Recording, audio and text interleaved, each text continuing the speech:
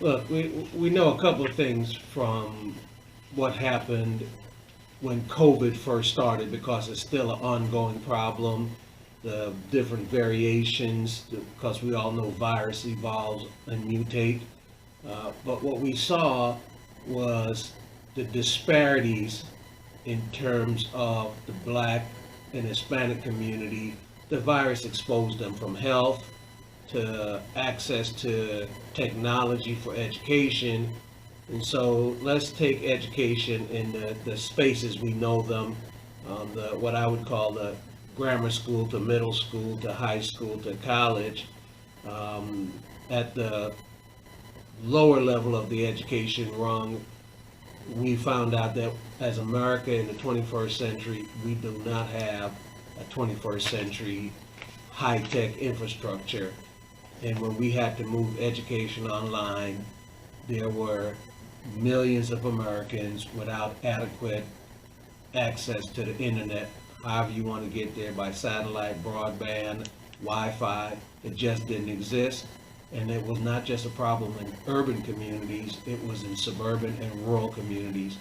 And so we have to invest in a modern infrastructure to keep America competitive. And it's not just roads and bridges, it's also the digital infrastructure of this new economy. And so a lot of young people lost access to education. Even though their parents were at home, they couldn't get online to get the information they needed from their teachers. Their teachers, because the school districts didn't have the resources, the computers, the training, couldn't provide the students the things they needed.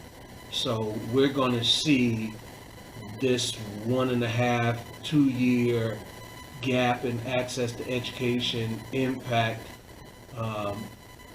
higher dropout rates, if not dropout rates because generally kids drop out somewhere around middle school, 6th to 8th grade, and that's because they lose interest in life circumstances. Now there'll be a group of kids who are behind. We see all that data in Texas and nationally around academic performance on standardized tests, loss in enrollment. So when we open back schools, assuming we get to open schools this fall, there's going to be a struggle to get all the students back because of life circumstances. Their parents lost their house, their apartment. They are now homeless, or they had to move to other communities where they may be further geographically away from school. Your parent don't have the card, the money to pay for the bus, or the school system doesn't have the free transportation. So we're going to see that impact. For those that can hang in there, stay in school, and keep going, when it relates to the Black and Hispanic community, we have, even before the pandemic, had a serious problem with Black students going on to college. And even if they did go on to college, we had too many of them fall out. They could not finish their first year of college and go on to get a degree within 5 years. There are a couple of studies. One was done by the Houston Endowment about 10 years ago, called A New Measure of Academic Success. And they took a cohort, a group of Texas high school graduates, and looked at the group 5 years after what was or should have been their high school graduation rate. Chronicle did some at least one editorial on the report, and I mean the numbers, graduation numbers, were dismal. You are talking less than 8% for Black men and Hispanic men. Black women did a little bit better, but even overall, when you factored in Asian, whites, I mean, the state of Texas had a pretty shameful lack of high school graduates to make it through college. The Rice University did another study similar to what the Houston Endowment had done maybe about 3 to 5 years ago now, and they looked solely at HISD, and you saw the same kind of numbers where even if kids were graduating from high school, they weren't sufficiently academic prepared for the rigors of colleges, and a lot of them were falling out there, dropping out after their first year, combination of academic performance and life circumstance.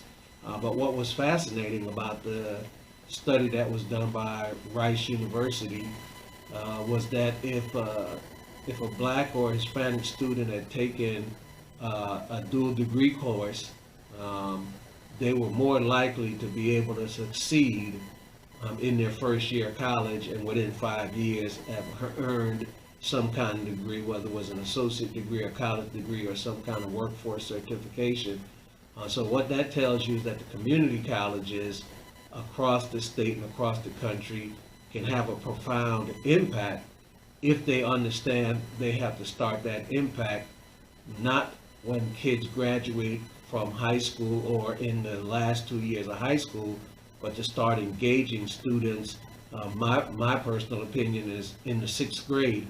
When I was on the Houston Community College Board, I tried to get HCC to do what I call the 6th grade pre-admission program, send all the kids across the Houston area a letter that said if you stayed in school, graduated on time with a 2.5 or better GPA, we would give you a free college education at the Houston Community College system. And this was before Bernie Sanders or Joe Biden started talking about a free education. Republicans talk about a thing called dynamic scoring when it comes to economic impact and generating revenue for government. And every detail and study out there shows that the more education you get, the more money you own over your lifetime. Say in the last 10 years, that's kind of flattened out a little bit. And that could be a combination of things. One, that we aren't providing the right kind of education in the education system we have in America for the new economy, or that the discrimination in the workplace is such that black men and women, Hispanic men and women aren't accessing the same kind of economic opportunities. So even with a higher education, they aren't accessing the high wage jobs to continue the upward trajectory of better education, more wages, greater access to wealth and the like. So there's a combination of things that has to be done around that space. But the pandemic, my concern is, will have exacerbated some of these problems. We've lost a lot of small businesses out there, and for Black America, we are the land of small businesses. There was a couple of studies before the pandemic came along that showed that black women had become the fastest growing segment of business owners. That the pandemic, however, shut down and wiped out a lot of small businesses. So if most black businesses in America are sole proprietorship or businesses with one employee, and a relatively speaking, a small revenue base, what we're going to see coming out of the pandemic is that a lot of these businesses did not survive, and now we're going to have to go back into the redevelopment phase. We also saw that with all the help Congress tried to give, the different programs to help subsidize payrolls, to help business pay bills, there was still discrimination in those programs where a lot of black businesses, minority businesses, black, Hispanic, weren't being provided access to those federal dollars. So it's just a cumulative impact wrapped in a continuation, even though Republicans want to deny it and talk about critical race theory as a distortion of American history.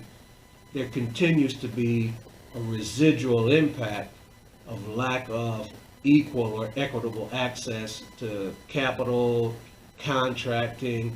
And remember now, even big businesses were shut down, so even if you had a contract, a lot of that revenue went away for black businesses. So yeah, we're going to be rebuilding access to education, rebuilding business creation and entrepreneurship, but You know, you think about it this way, people haven't really talked about it a lot. Remember now, back in 2008, we had the Great Recession, and that wiped out a lot of black business ownership, and folks were just getting back on the mend when the pandemic came along.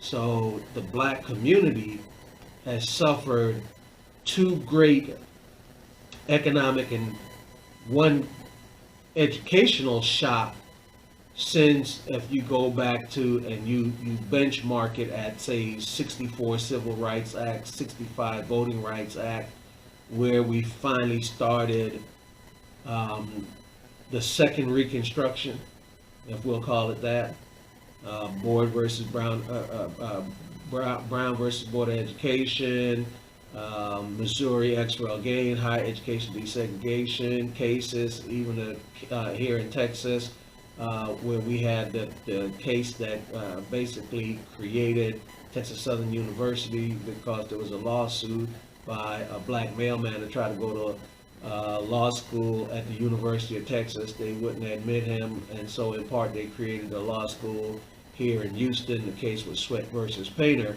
So when you look at this broader context and realize that it's 1896 is Plessy versus Ferguson, that kind of seals the deal of when the North removes troops from the South, and we have the black codes, and we end that short period of Reconstruction with Lincoln's death and compromise around the election of a new president. And then we finally get to the 1960s, 64, 65, 66, 67.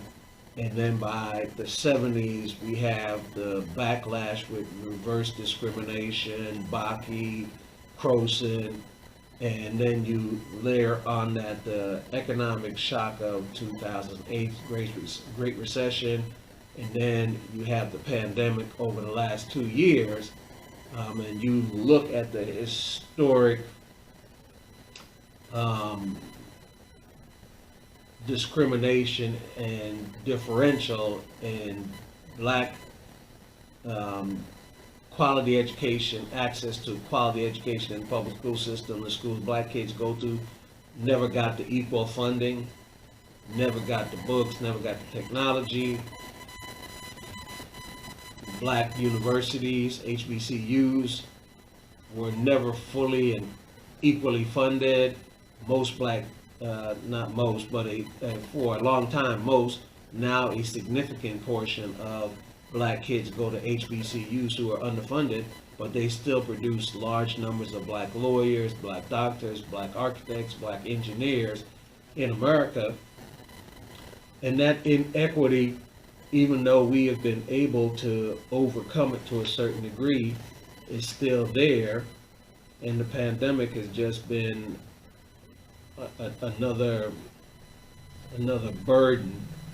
But what was fascinating about the study that was done by Rice University was that if a black or Hispanic student had taken a dual degree course, they were more likely to be able to succeed in their first year of college, and within 5 years have earned some kind of degree, whether it was an associate degree, a college degree, or some kind of workforce certification.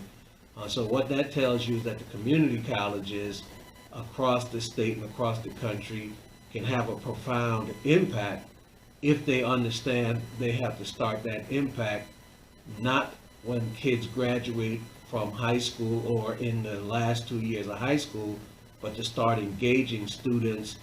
My personal opinion is in the 6th grade. When I was on the Houston Community College Board, I tried to get HCC to do what I call the 6th grade pre-admission program, send all the kids across the Houston area a letter that said if you stayed in school, graduated on time with a 2.5 or better GPA, we would give you a free college education at the Houston Community College System. And this was before Bernie Sanders or Joe Biden started talking about a free education. Republicans talk about a thing called dynamic scoring when it comes to economic impact and generating revenue for government. And every detail and study out there shows that the more education you get, the more money you own over your lifetime. Say in the last 10 years, that's kind of flattened out a little bit. And that could be a combination of things. One, that we aren't providing the right kind of education in the education system we have in America for the new economy, or that the discrimination in the workplace is such that black men and women, Hispanic men and women aren't accessing the same kind of economic opportunities. So even with a higher education, they aren't accessing the high wage jobs to continue the upward trajectory of better education, more wages, greater access to wealth and the like. Why do we have to wait till pandemic to realize these major issues? It's like nobody was paying attention until pandemic exposed them. What do you have to say? Well, there are people who were paying attention, but the folks in leadership didn't want to hear it. And that's why this fight over voting rights is so important. If you go back and understand the history of America, the right to vote was undergirded by this assumption that if black people got the right to vote, they would vote for people who would have their interest at heart and who would make decisions in the best interest of black America and black community. Unfortunately, sometime probably in the 1960s, when black folks made the migration from the Republican Party to the Democratic Party, both parties started taking black America for granted. Republicans decided they didn't need to compete for black votes, and Democrats just started to be neglectful of the black community. And the Congressional Black Caucus had a motto when it was founded: no permanent friends, no permanent enemies, just permanent interests. And folks forgot that in black leadership and did not forcefully advance the agenda. I think they are coming back around to understanding that. I'm chairman of the Texas Coalition of Black Democrats. I've been fortunate to be in public office, and I've been a nerd. I read a lot, and I understood and saw what was out there. But unfortunately, in Houston, when I was on council, people just, a lot of the people I served with, sadly, just didn't see it. And so they couldn't understand that we needed to make policy around black people holding on to their property, because the primary source of black wealth in America is home ownership. Even though you may have a 30-year note on it, you at least have the equity that you built into it, that in an emergency you can tap into, like a savings account, to help send your kid to college, help take care of medical emergency. And so now in Houston, we're having conversations around gentrification, but what it's really a conversation around, it's really a conversation around the short-sightedness of a group of people who served with me on city council that just didn't understand they had to take steps to help empower black landowners.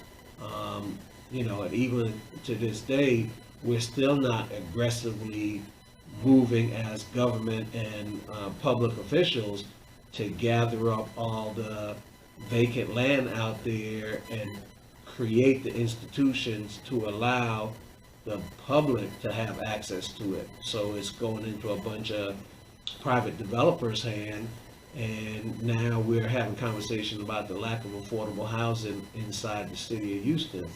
So, people have to understand the whole. They have to be foresighted, and we have to count on our leaders to have that kind of vision, and sometimes they don't, unfortunately. I would literally waive tuition for this coming academic year so that students could use those savings to help take some of the stress off them, so that they could perform academically. Literally, that's the biggest thing that higher education could do to not just help the students, but help themselves and help the American economy. That 1 year worth of relief would be as big an impact as all the conversation we're having about, erasing the past student loan debt. That's an important thing, but literally we also have to be having a conversation about how we help the current generation of students make their way through this process and coming off the pandemic because of circumstances that have hit them and their family. It would be the best thing to do. And as I pointed out earlier, universities, colleges have a lot of CARES money, and we'll probably get another tranche of billions of dollars from the federal government with the next education budget for the federal education department. State legislatures just gave them more money. One of the most interesting thing is, myself included, a lot of us thought states were going to have a tough economic time because of the pandemic. It turns out that states all across America are flush with cash. Flush.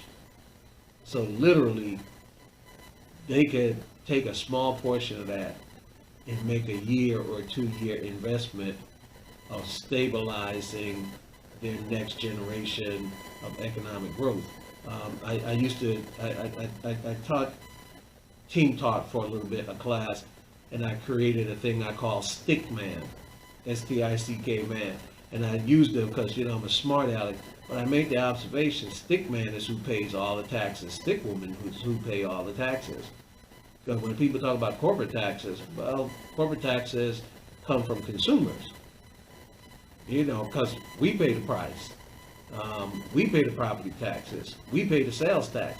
So it's always the individual American. And so it's quote unquote a virtuous circle, but at the center or the ending point, wherever you are on the circle, it's always the individual that ends up driving the economy. Consumerism drives the American economy. And so folks have to really understand how the machine works. And if you don't have people who can have the intellectual capacity, the creativity, the imagination to create new things that generate revenue, to employ people, to keep the cycle going, you end up on a downward spiral. And a 2 year, a 1 year relief on college tuition is such a small drop in the bucket for the long-term economic growth that it will produce. This is an easy thing to do to me.